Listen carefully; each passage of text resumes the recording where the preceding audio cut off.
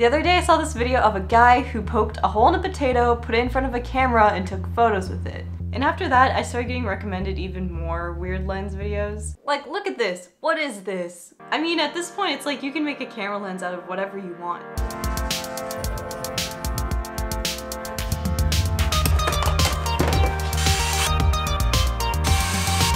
This is not okay. I don't like the way that looks.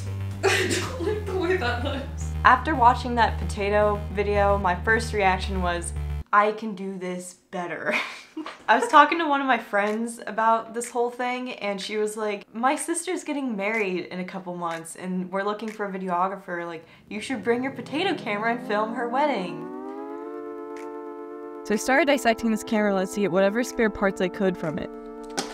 I was able to remove the aperture ring and these 5 little pieces of glass too, but the only problem is when it comes to putting it back together, I had no idea what I was doing. I think my plan is gonna be to like line these up somehow. You know, maybe I should have like checked on where they were and stuff. The thing is big, right? Let's say there's a person. And so you begin to ray trace something like this, where right here, where it's focused. I have no idea what I'm looking at. Instead of just continuing to stare at things I don't understand, I decided to go buy some potatoes and test things out. This is the biggest normal potato I could find, and I don't think it's gonna be nearly big enough, but this one, this is still a potato. It's just a sweet potato. Okay, I need a knife. First, I tried carving a potato tube. Oh my god. Look at this. It's making progress. Holy shit. As I was mid-potato carving, my friend kept texting me asking me for updates, and I didn't really want to tell her that all I've managed to do so far is make a potato tube and put that in front of camera that barely focuses on anything. This is cool, but the only thing is it's essentially still a pinhole camera just with like a magnifying glass on the front. At this point, the potato lens was super unreliable. Nothing would stay in place and I had no idea how to control the aperture ring since it was so small. I needed one that was bigger and easier to control, so I ordered an old film lens. Started taking the lens apart and tested it with the camera body. See how I'm like manually moving back and forth this lever? Yo, that's not awful already. The only thing with this is I kind of just left everything together. Right now it's basically just a lens with less padding. Sarah, if you're watching this, like I'm not trying to ghost you, it's just like I don't really know what I'm doing and I'm starting to get a little nervous. Like at this point, the camera that I've made is no different than the one that I was ripping on at the beginning of this video, so like, that's not good. I need to figure something out or like, this is not gonna be good. I asked my friend Alan, who's good at sciencey stuff, for ideas. Can you see my eyeball? You can carve like a slot for the potato to fit through in the other potato, and then that way you can move that potato piece. I think I'm just gonna stick to something that won't like get soggy.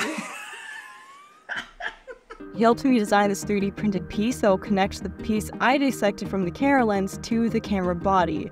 This new plan should hopefully work. No one saw that. Okay. There are a couple cons to the potato lens, one being that it only lasts for like a day before it rots, which is slightly inconvenient. So I couldn't start working on the final one until the day before the wedding. First, I glued the lens and the aperture to the 3D piece that Alan helped me with. This is so cursed. I think that's as good as we're gonna get. The plan to control the aperture is to attach a small metal rod to the aperture control that sticks out of the casing and into the potato itself, so when you turn the potato, it should turn the aperture.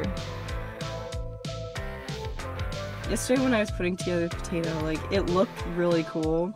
I mean, okay, cool is a strong word. It looked fucking stupid, but you know, that's fine. I think my worst fear is missing the first kiss or something and it just doesn't work properly, or I can't properly move the aperture and you can't see anything. That would suck. When we first got there, I helped film the bridesmaids getting ready on a normal camera, but right before we were about to go outside and start filming, I checked on the potato cam and the glue was not holding up. If there's one thing I took away from watching all those physics videos, it's that everything has to be lined up properly or nothing will be in focus. Fixed. But once it was fixed, I attached the first potato and it was time to shoot. Literally as soon as I started, everything was out of focus, but I just tried to make it work however I could. After about 30 minutes, the first potato started getting mushy, so I swapped it out for another one. I don't know if that did anything, but at the second location, using the new potato for some reason, the focus was better. For a little bit, everything was working well.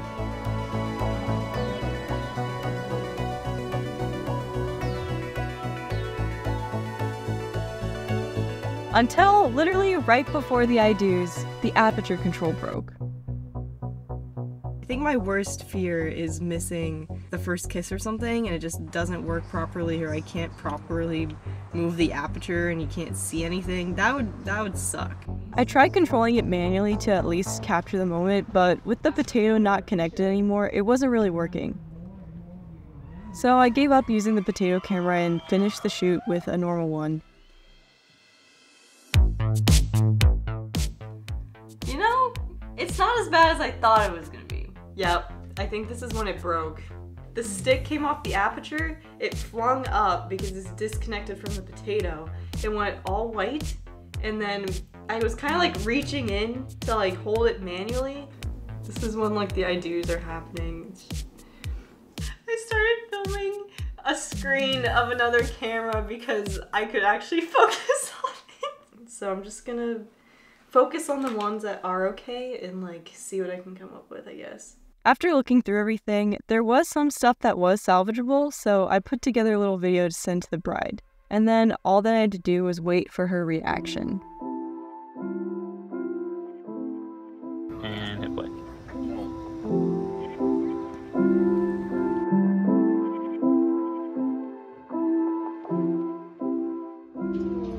I like how it looks kind of like vintage. Right? Thank God.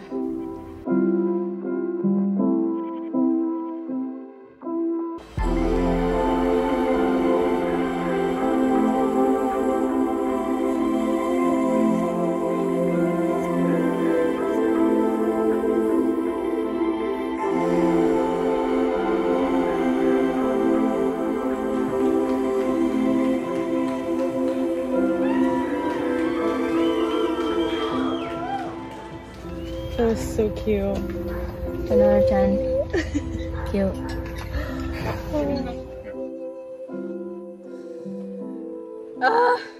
I'm glad that they liked it.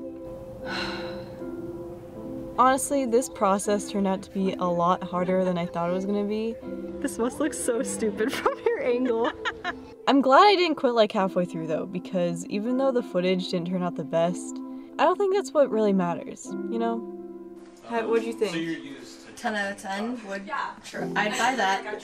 It smells good.